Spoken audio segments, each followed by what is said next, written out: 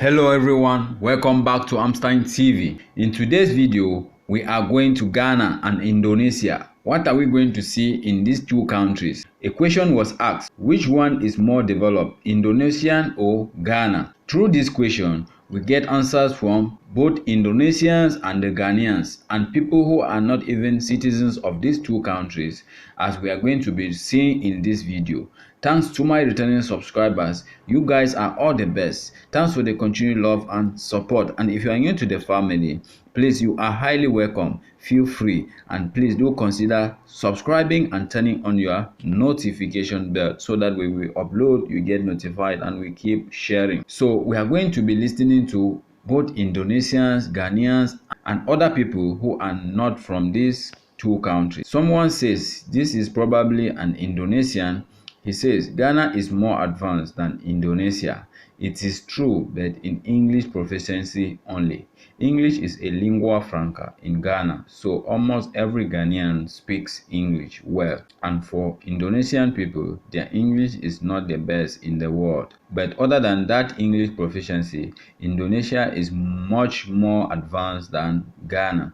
Take for instance, in the gross domestic product. The gross domestic product of Ghana is around 65.55 billion US dollars and Indonesia is 1000.04 billion US dollars. That is the gross domestic product, the GDP.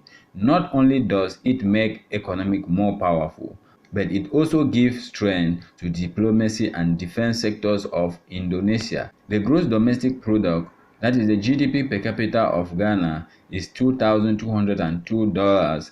Indonesia is $3,893. It means that average Indonesian is almost twice richer than average Ghanaian. For example, in Ghana, the car ownership is 32 cars per 1,000 population. In Indonesia, the number is 87 cars per 1,000 population.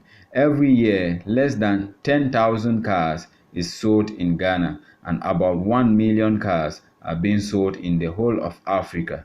Indonesia has the size of the whole African market, around 1 million cars a year. In Indonesia, a mobile vegetable shop has been a common sight for about 2 decades. It means that a car is quite affordable even for a simple vegetable seller. Look at one of these customers who wore a sleeping gown. Several years ago, there was an acute traffic jam at a highway in Indonesia at an annual Eid holiday. Where do you think this traffic jam took place? At a highway in Jakarta or Jakarta outskirts? No, it happens in a highway around Bread, some 275 kilometers from Jakarta. Traffic jam is not something to brag about, but I'm trying to tell you about the car market situation in Indonesia as compared to Ghana. Muslims go to Mecca to perform Hajj pilgrims every year, and Indonesian Muslims are not an exception. But there is a small problem. Arab Saudi government limits the number of Hajj pilgrims because of sacred mosque capacity and allow only about 200,000 Indonesian pilgrims yearly. It's not cheap to perform a Hajj pilgrimage. Costs around $2,500. Still, Indonesia has to wait 40 years if you are registering today. Yes, you read well. 40 years. For an Indonesian to go for pilgrimage, he has to register and wait for 40 years because the population going for pilgrimage to Saudi Arabia is too much. So that is it, and it is not even cheaper to go for pilgrimage. To go for pilgrimage to Mecca, you need to spend almost $2,500. But other than English proficiency, Indonesia is much more advanced than Ghana. You forgot to mention one more thing from Ghana that surpasses Indonesia. Their football players are way stronger than ours. That is an Indonesian talking about the two countries. We get from another person's. No, please don't take this as an offense and allow me to use your own point of view. I assume you meant proficiency. I agree with many and you too that having a better command of English is not a sign of being advanced. There are many developed nations whose citizens are not good at English, even worse than Indonesia. That said, I believe a country with people with bilingual or multilingual ability can be a sign or a loose indicator, especially if one language is foreign, because it allows them to have a window to see another part of the world outside theirs.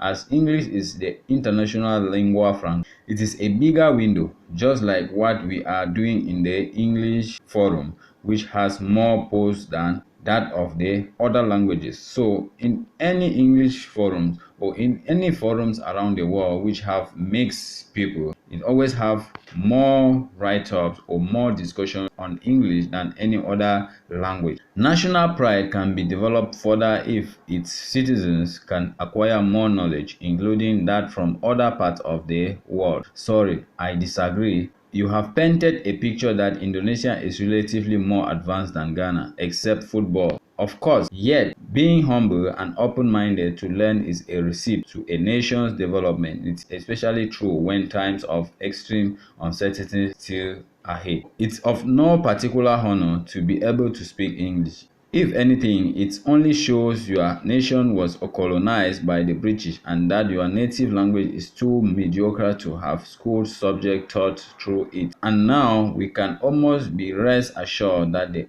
infamous Brexit tragedy several years ago has slightly been overcome thanks to the operation of interconnected 1,000 kilometers long Trans-Java toll road last year. Oh yes, in solidarity to our British friends, us Indonesians have our own Brexit moment. That is from an Indonesian, as they say. Thanks, and I think your assessment and comparative analysis of the Ghana and Indonesia may be true to some extent. You fail to share any light on the populations and more significantly the religious composition too. Interesting to share the waiting period of the opportunity to undertake the Hajj pilgrimage. In Ghana, Christianity is approximately 70%, but the religious holidays are celebrated jointly. State functions have equal religious import, and interreligious marriages are commonplace. Agree, Ghana is way ahead of Indonesia. I have been in Ghana for 1.5 years. Great infra special in Accra developed like any of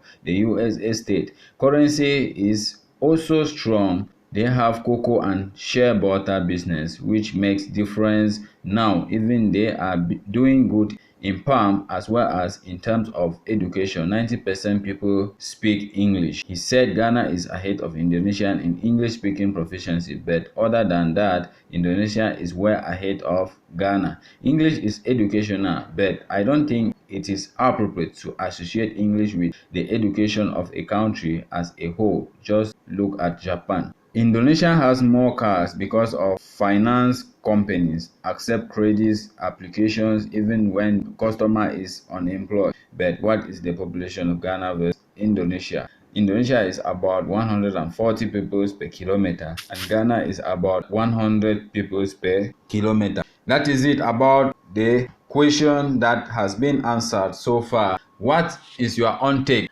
about this question? Which one is more developed, Indonesia or Ghana? That is how we have seen it. Majority of Indonesia have answered the question more than the Ghanaians, and majority of neutral people have also answered the question. What are your own point of view? The comment section is wide open and we are ready to learn from your own explanation. Thanks so much. If you do like the video, please do consider subscribing and turning on your notification bell so that when we upload you get notified and we keep sharing. Till next video, stay blessed. Love you all.